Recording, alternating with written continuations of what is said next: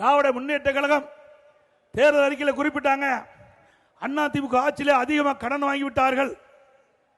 இன்றைக்கு அப்படின்ற ஒரு அறிக்கை வெளியிட்டு திராவிட முன்னேற்ற கழகம் ஆட்சிக்கு வந்தால் இந்த கடனை சரி செய்வதற்கு, வருவாயை பெருக்குவதற்கு ஒரு உயர்மட்ட குழு அமைக்கப்படும். அந்த குழுவில் நிபுணர்கள் இடம்பெறுவார்கள் என்று அறிவிக்கப்பட்டு அந்த குழு அமைச்சாங்க. நிபுணர்கள் போட்டாங்க. போட்ட பிறகு 5 லட்சம் கோடி கடன் வாங்கியிருக்கிறாங்க. எதுக்கு குழு போட்டாங்க? கடன் வாங்குறதுக்கு குழு போட்டிருக்கிறாங்க.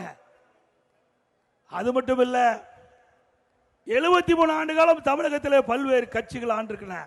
2021 வரை பல கட்சிகள் தமிழகத்தில் ஆட்சி புரிந்தது. 2021 வரை தமிழ்நாட்டுடைய கடன் அளவு 4,85,000 கோடி. திராவிட முன்னேற்ற கழகம் 2001 2026 இப்பொழுது மார்ச் முடிகின்ற வரை 5 லட்சம் கோடி கடன் வாங்கியிருக்கிறீங்க. என்ன திட்டத்தை கொண்டாந்தீங்க? திட்டம் எதுவும் இல்லை.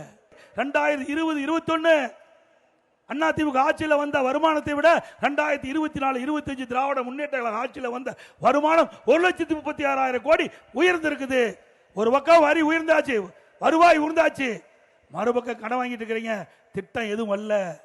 நான் ஏற்கனவே குறிப்பிட்டேன், எத்தனை காலேஜ் கட்டணும், எதுவுமே இந்த ஆட்சியில் பார்க்க முடியல. அவ்வளவு பணத்தையும் ஆட்டை போட்டாங்க. இதெல்லாம் அதிமுக ஆட்சிக்கு வந்த பிறகு இதையெல்லாம் விசாரிக்கப்பட்டு சட்ட நீதியாக நடவடிக்கை எடுக்கப்படும். மக்களுடைய வரி பணம் வீணாக்க நான் விட மாட்டேன். எங்களுடைய அரசாங்கம்